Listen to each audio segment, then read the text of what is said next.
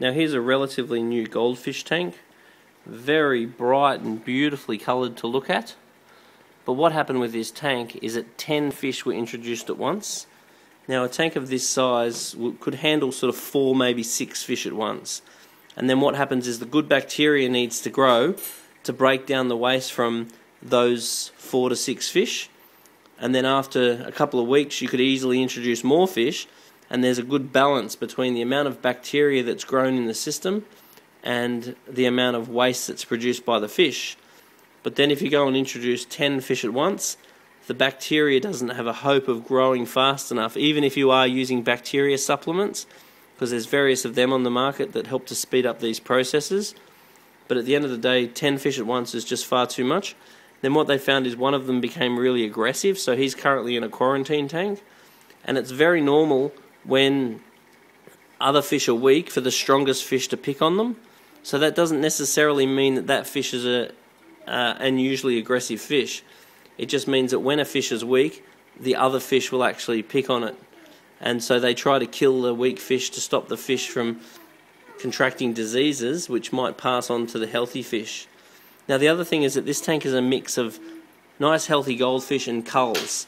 And what a cull is a fish that is not as good looking, or a bit deformed, or if the breeder's just got too many fish, then they'll put all of the culls in one tank that tend to be way overpopulated, tends to be not fed as good of foods, and don't tend to be in the same condition, and they're really sold as feeder fish, such as this fella here, and it really is a B-grade fish.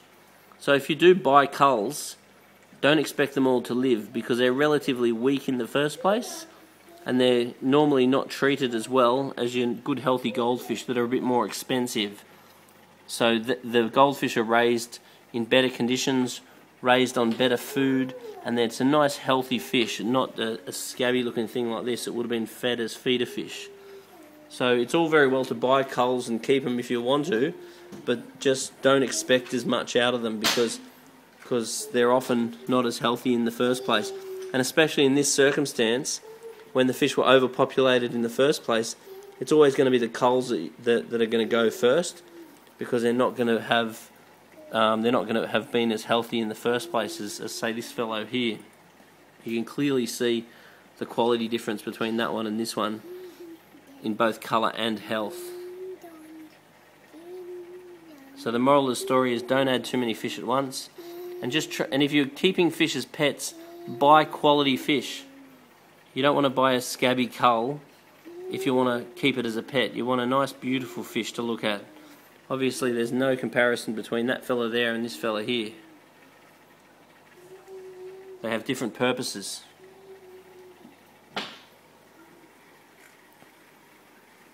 Beautifully set up though, nice and colourful.